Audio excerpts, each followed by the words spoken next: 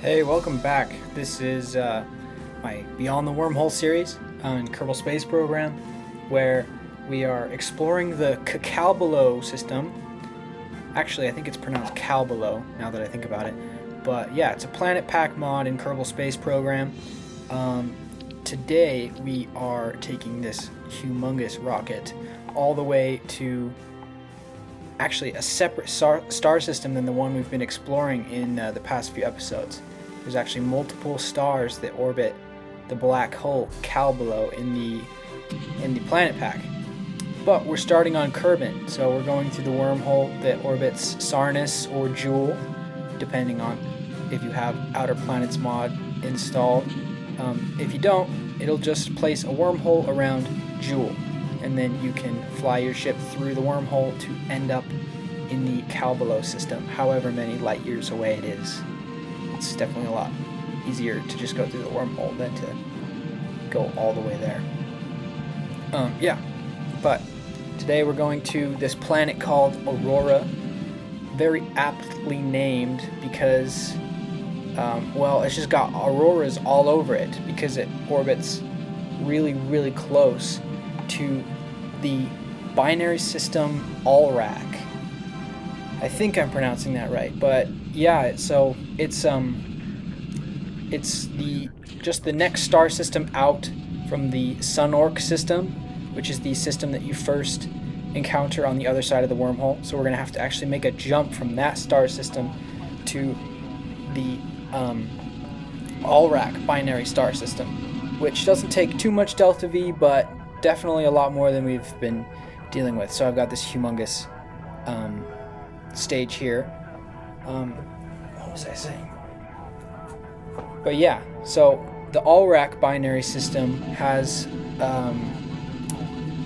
a blue giant or a blue star, which is those are really big and really hot, and then a smaller red dwarf star, and the planet Aurora actually orbits Aralc B, which is that. There's Aralc A, which is the blue giant, and then the red dwarf is called Aralc B. And so the planet Aurora orbits around Aralc B, so that's where we're going to be headed. And just about to circularize here in the next little bit, or it looks like we're already doing our escape burn from Kerbal, but I'll just let you sit back and watch that for a second.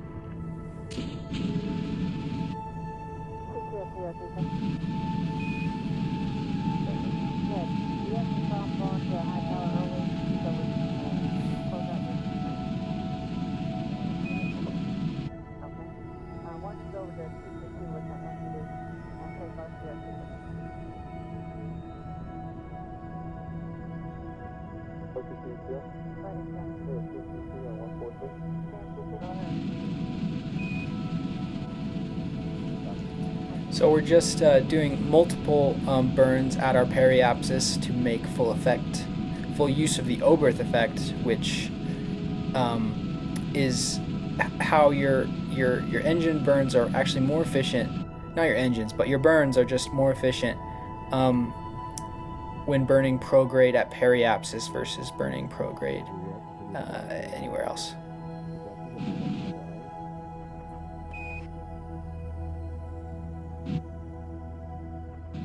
So we're just splitting that over a few orbits to make up for the thruster weight ratio of the nuclear engines here.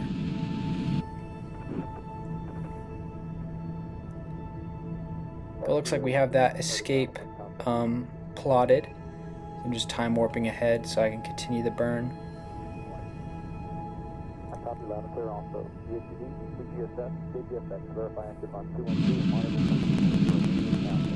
So now I'm just starting my burn to boost my apoapsis up to the orbital height of Sarnus, which is that tannish orbital line past Jool. I do a very similar maneuver every single time I visit the Sarnus system in this series. I use a Tylo style gravity assist around one of Sarnus's moons to capture around Sarnus without having to spend any fuel when I get there. And so there's a giant moon called Slate. It's about the same size as Tylo, and you can do a virtually identical maneuver as a lot of players know how to do with Tylo in Joule. So this video ended up being kind of long, so I'm actually gonna once I get my burn done here, I'm actually gonna warp ahead, or I'm probably just gonna fast forward or cut away to when I have my actual maneuver set up. But if you guys want to see how that maneuver is done, you can check out any one of my other videos, or I was actually thinking about doing a tutorial video. But yep, there's my gravity assist all plotted. So I'm just slingshotting around Slate there, which is that desert moon that we're pulling up on, and it flings us into an elliptical orbit around Sarnus.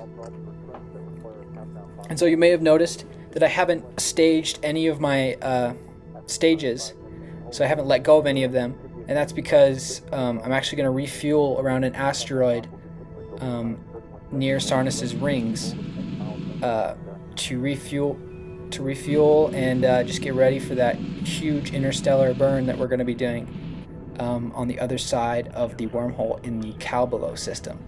So I'm just setting up my encounter, or my close flyby of one of these asteroids here that I'm tracking. They're those question mark things, kind of just past Sarnus's rings. Looks like I got a flyby there on our next orbit. And yeah, I'm gonna dock. I have like a little mining module at the top of my ship. I'm just gonna dock with one of these asteroids and use the I guess it would probably be like liquid water on these asteroids to create hydrogen fuel.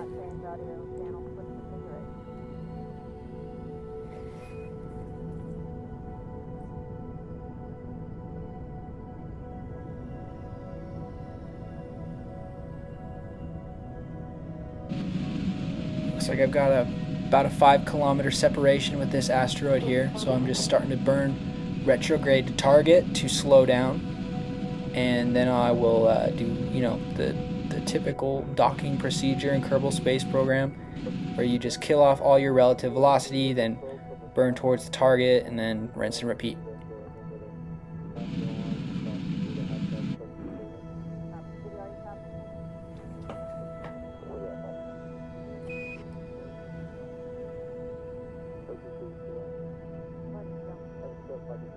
And there we are, we're just passing the asteroid, still about 13 kilometers out.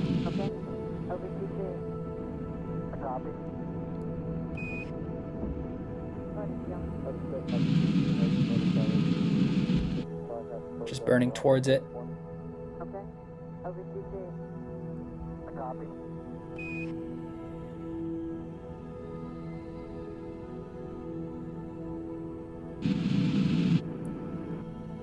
It's kind of dark since we're behind the planet right now, but we're looks like we're about 1 kilometer away. I should be docking with the asteroid in just a few minutes.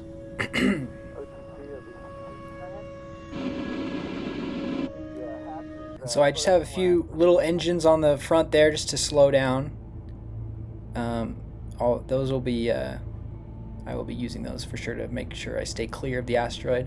But here I'm just priming that grabbing arm, and we're just preparing to make contact with the asteroid. Roger, go ahead. We're in the insert collector portion of the sequence operation for sample 1, and flow 7 is reading. And so we've made contact. I'm just starting my drill there, and starting the in situation resource utilization module, which is gonna help me turn my ore into fuel. And so I'm actually gonna fast forward away. I'm gonna cut away to when my ship's fully refueled, because this took a long time, even time warped, just to fill this thing up. So I'll probably just cut away to when it's all said and done here. Alright, so we've got our ship all fueled up. Just gonna stop that drill, stop the fuel converter, jettison the tanks, just detach from the asteroid and fire up those retrograde engines real quick. There we go. Just push ourselves away from the asteroid so we don't crash into it. But now I have to set up a maneuver to gravity assist around Slate yet again and boost our orbital height up to the wormhole, which orbits kind of far out and away from Sarnus. So we'll just say goodbye to the asteroid.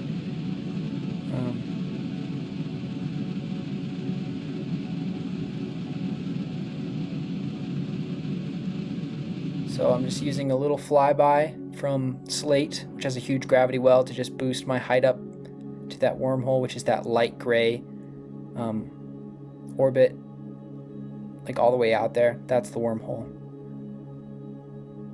Just save a little bit of fuel here, but I have to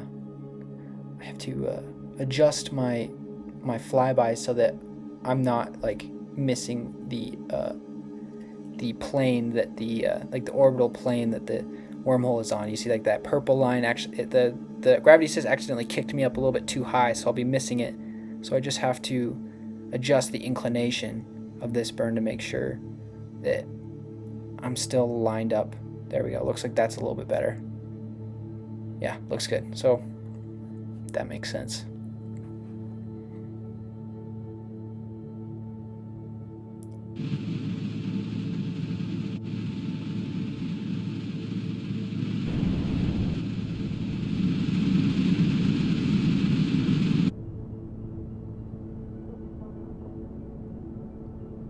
Now that we're refueled, I'm gonna start staging this this rocket. Oh my gosh, one of my roommates is singing. I don't know if you heard that. That's weird. Yeah, just doing one final inclination adjustment. Only 3 meters per second of delta V. And yeah, we're just gonna wait for an encounter. Looks like in 2 years we'll get a natural encounter. Looks like I fast forwarded ahead to that. So we're just going to be adjusting our flyby. And just making sure we pass through the wormhole here. You have to get your periapsis below 30,000 kilometers. No, not kilometers, meters, 30,000 meters to actually enter the wormhole. And so I actually did something kind of weird that's different from how I usually do it. I usually kind of just try to like skim the edge, so I'll like have a periapsis of like 20,000 meters or something like that. But this time, I don't know what I did, but I lowered my periapsis enough to the point where the periapsis actually disappears, as you can see. So I'm like passing right through the center of it. And it actually looks way cooler if you do this than if you just go in at like 20,000 meters or something, as you'll see. Something out of Interstellar.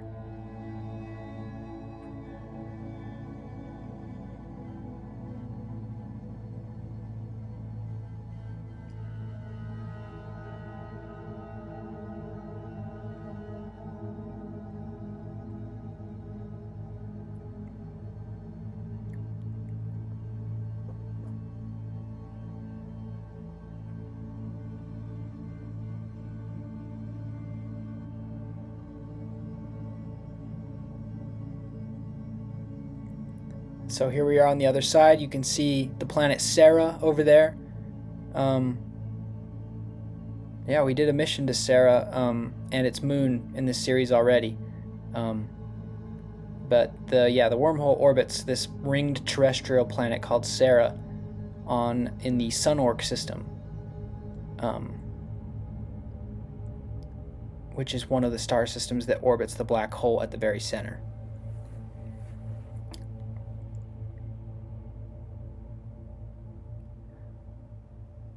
So here are the star systems, and this is my maneuver just to jump up to the Alrac system, which is that blue one way out there.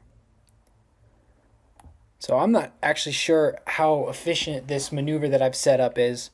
I was just kind of getting a little bit lazy at this point in the mission, but I probably should have just done a few burns at the periapsis of my Sera orbit instead of way up here. But it just worked kind of for like the what do you call it? Like the angle that I'll be exiting at. I don't know. Probably should have done that differently though.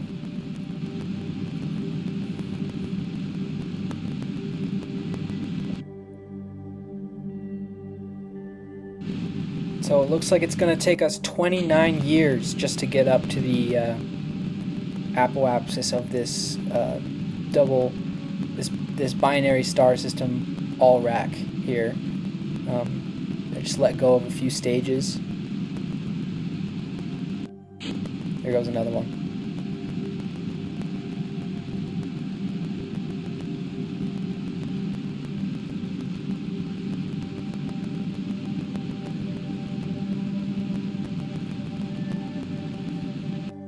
And I end up waiting even longer because I didn't bother to make sure that I was in the proper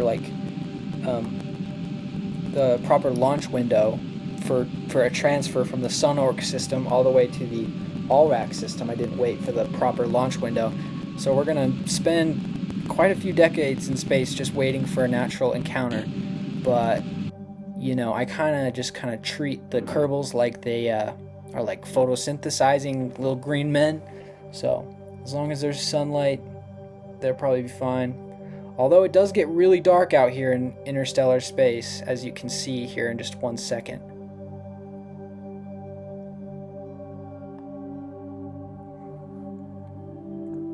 It looks like I'm gonna have to do a really big inclination change burn here. It's like 1,000 meters per second of delta V, just on my next orbit. After I actually get another gravity assist from the Sunorc system, just does the last little boost.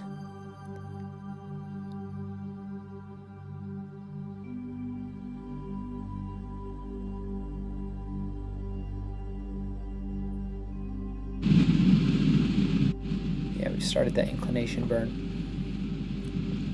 With these like crazy like mission timelines, maybe I should get like that deep freeze mod, like that like the cryogenic what is it called, like cryogenic hibernation, where you like freeze your Kerbals and they're in like suspended animation for like however many crazy years your mission is for. But you know, we're already doing a pretty crazy hard mission here, so maybe next time. But I'll just have to hope that the Kerbals planned ahead and packed enough snacks, or whatever the term is. But now I'm just trying to set up an encounter with the Alrac system. Looks like I'm going to do a little maneuver to raise my periapsis so that it doesn't intersect Sunorc and accidentally throw my orbit out of whack if I ever pass by again.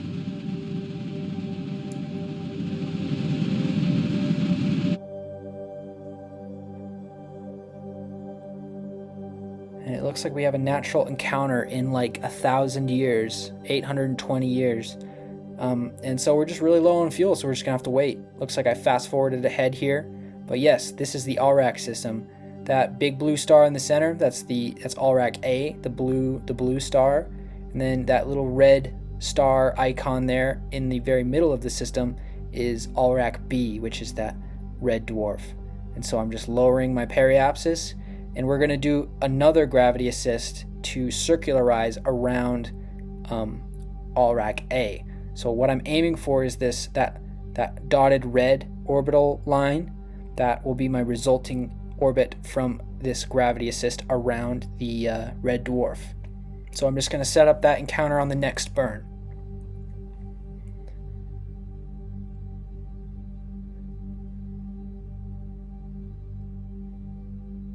And so this is the benefit of having like a binary system is you can use one of the stars to like do a break almost around when you get all the way up there. And so that green line's that's my resulting orbit that I have after my gravity assist. So pretty awesome. And we're gonna have to end up circularizing around the red dwarf, because that's where Aurora orbits. So the resulting orbit's already pretty close to Alrac B's orbit, so that was a pretty efficient maneuver, but I still have to adjust the inclination here. And look, there it is. We're just pulling up on it. So that's what the Alrac system looks like from afar.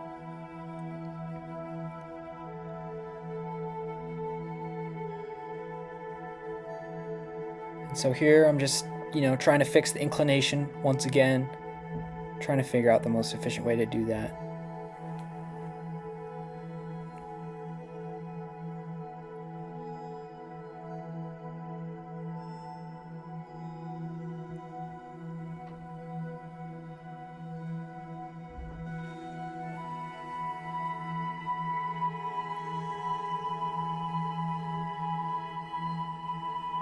All right. And so actually, you see that little dot orbiting the red star? That's actually Aurora. And it has a little trail of atmosphere going off behind it because of its proximity to the star. It's like blowing the atmosphere right off of it. And you'll be able to see that when we get a little bit closer. But I think the reason for the auroras is because of the crazy proximity to these two stars here. Must be doing like real crazy stuff to Aurora's magnetosphere.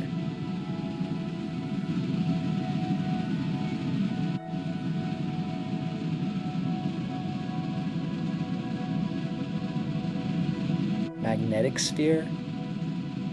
Magnetosphere? Are those words? Is magnetosphere a word, or is just magnetic sphere? I don't know.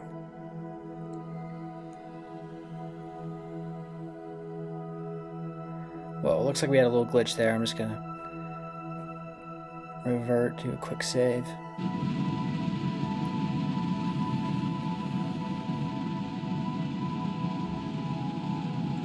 Looks like I'm doing just one more inclination adjustment burn.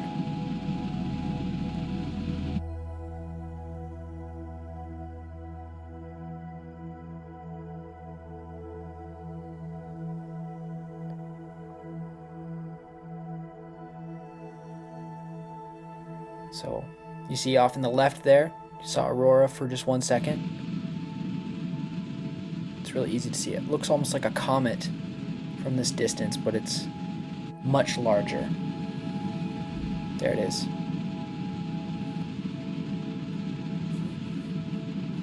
And so we've just done a retrograde burn, and we've captured around Aralc B, but our orbit's fairly elliptical, so we're just going to work on aligning our inclination with the plane of Aurora, which is the planet I've set as my target here on my nav ball. I'm just doing an inclination burn right now. Slate. Hello, TikTok.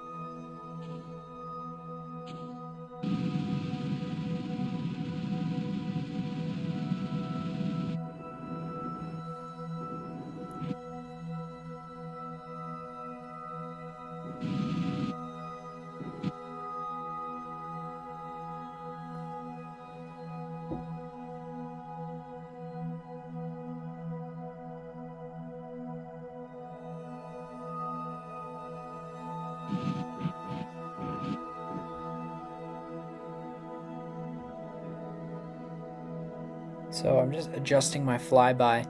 I'm kind of like passing below the orbit of Aurora and like hitting it kind of further on, which I'm about to discover isn't the most efficient for like a capture burn, because this burn's like looking like over 6,000 meters per second of delta V. So I'm just raising my orbital periapsis so that it intersects like the outer tip of Aurora's orbit, and that will actually make our capture burn around the planet a lot cheaper, delta V wise.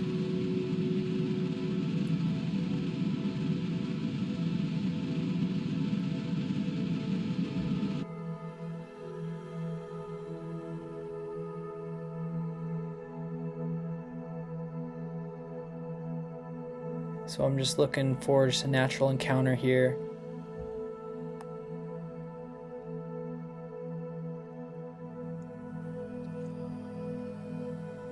Oh, cool, looks like we got one.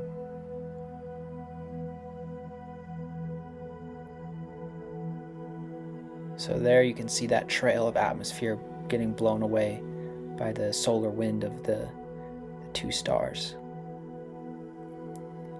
So yeah, just adjusting my flyby here. Pretty sure the atmospheric height is 86,000 meters. So that's like around there is what I'm aiming for. So I'm just reading the stats here. It says that Aurora is a rocky planet.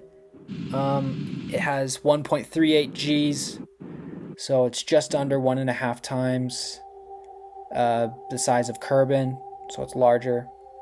And it has an atmospheric pressure 4 times that of Kerbal, so the atmosphere is 4 times as thick. But yeah, that's a crazy view of the atmosphere getting blown away by the solar wind.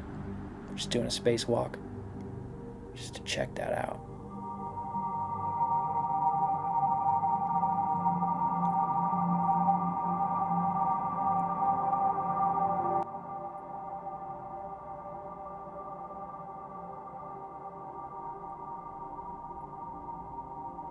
That's Aralc A there in the distance. So you see that little band of darkness on Aurora over there in the distance? That's actually the only night side on the entirety of the planet. So instead of night being half the planet, it's like an eighth of the planet. And that's because there's 2 stars in the sky, and they take up like a majority of the sky at any given point in time. So it's almost perpetually day on the majority of Aurora's surface.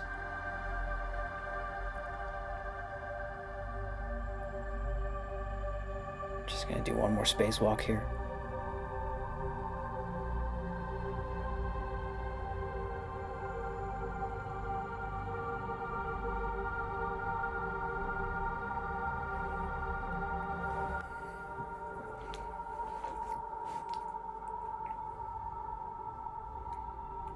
Even though this planet looks super blue, there's no liquid ocean on it. So the atmosphere is almost entirely blue. That's where all its blueness comes from. And so we're just starting to do our decelerization burn here. It's like a rocky planet.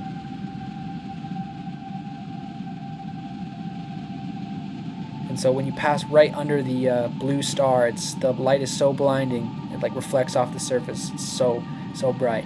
But we're actually going to be trying to land on we're going to be hoping to land on the red dwarf side of the planet. It's a little bit, the light level is a little bit more manageable there.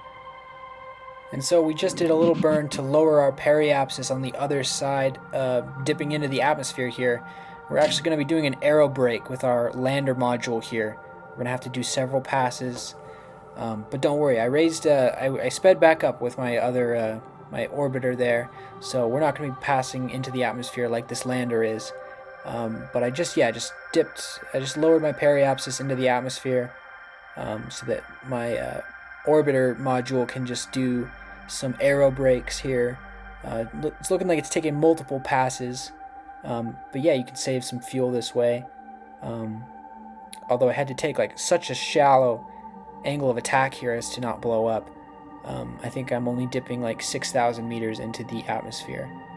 And yeah, that's why it's taking so many passes to slow down.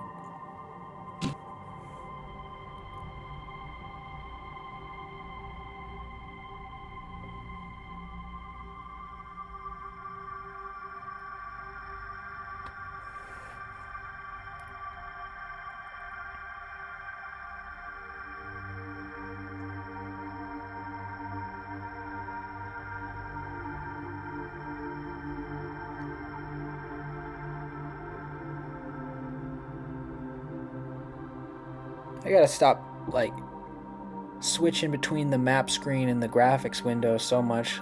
It's like doing all these, like, weird flashes on when I sped up the footage. But yeah, I think I'm on my last few little flybys here. Now that I've slowed down a ton from this little aerobrake process.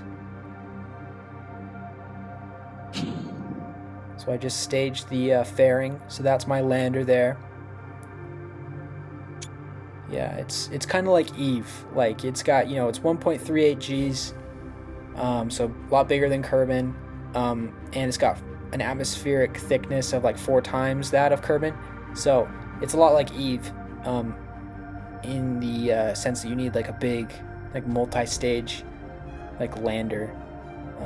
But luckily this thing's got a pretty great atmosphere, so we can use most of that for parachutes to slow down. And then we have this whole, it's like its own little rocket in and of its own. We're gonna use this whole vehicle just to get up and out of the atmosphere, because this planet's so big.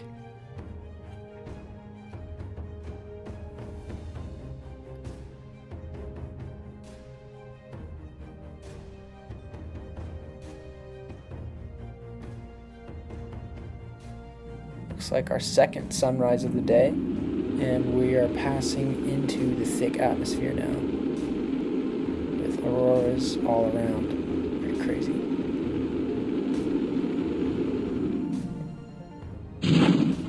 We have our drogue chute deployed, and our main chutes just deployed as well.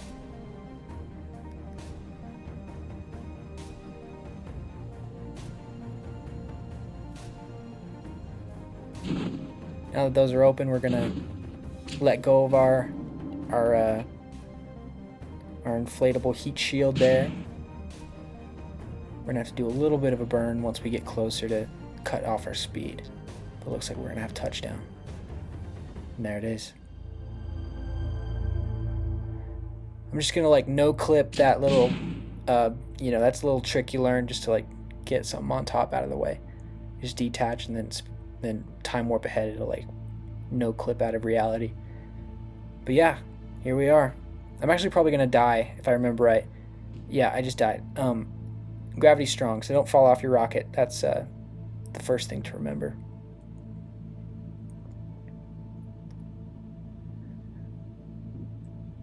Looks like I survived that one.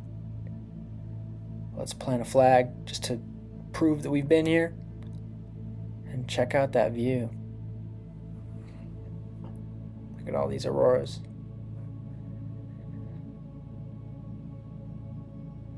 Let's do some science. You can pause that and read those little science reports there. You can see the black hole up there in the sky. It's really far away at this in this system though.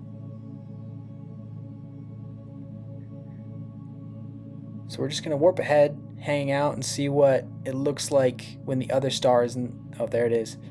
Yeah, so when the blue star is in the sky, it gets real bright.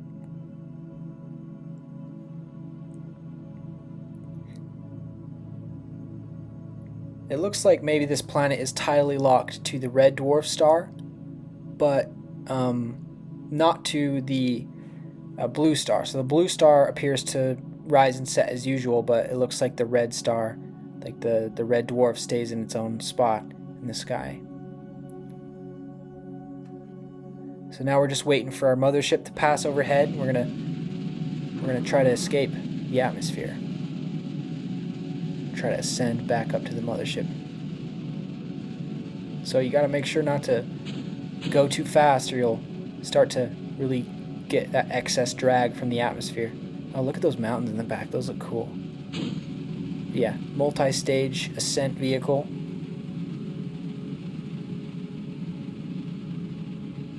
You gotta really throttle down on that vector engine though, so you're not going too fast.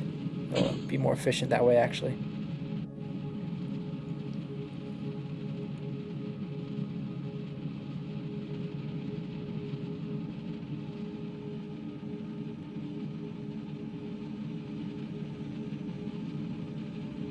We're starting to turn over.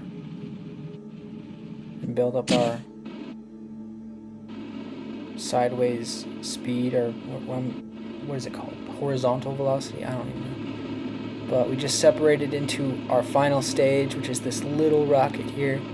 I'm just in that external seat that's inside the cargo bay here.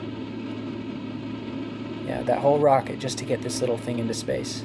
We're not even in orbit yet.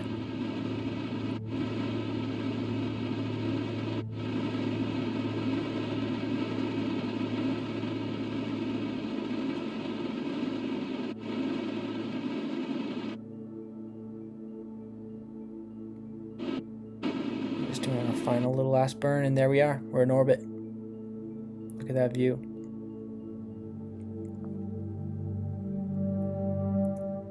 And so we're just going to switch to the mothership, and we're going to try to set up a flyby of the lander and slow down so that we can pick them up. Looks like we just passed through the atmospheric trail being blown off the planet from the star. Doing a little adjustment on the inclination. We're just going to set up a flyby here.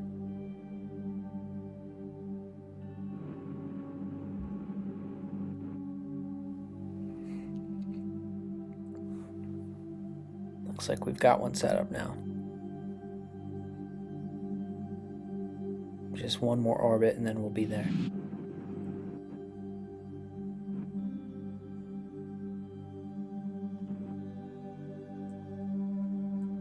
Looks like I messed it up on accident. There we go.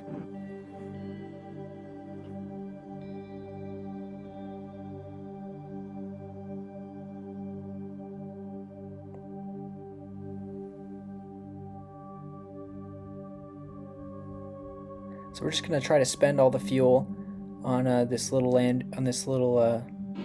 our last stage of the Ascent vehicle. It'll just make it just a tiny bit easier for the mothership to match speed.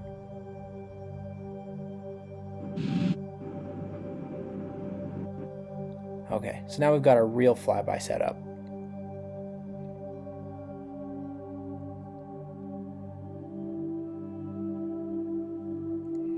Looks like it's only going to take us about a minute of burn time to slow down enough. We're just starting to decelerate, burning retrograde relative to our target. And looks like we have it on our graphics window here, 30 kilometers out. We're just going to try to kill our velocity right when we get up close to it.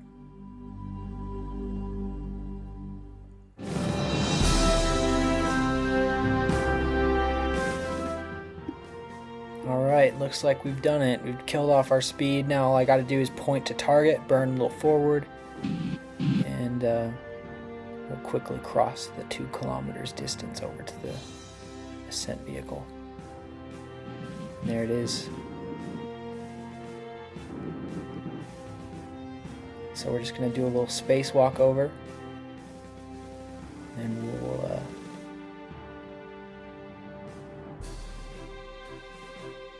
we'll have to call that mission complete for now, because I've actually discovered that I don't have enough fuel to get back. So I'll have to do a rescue mission.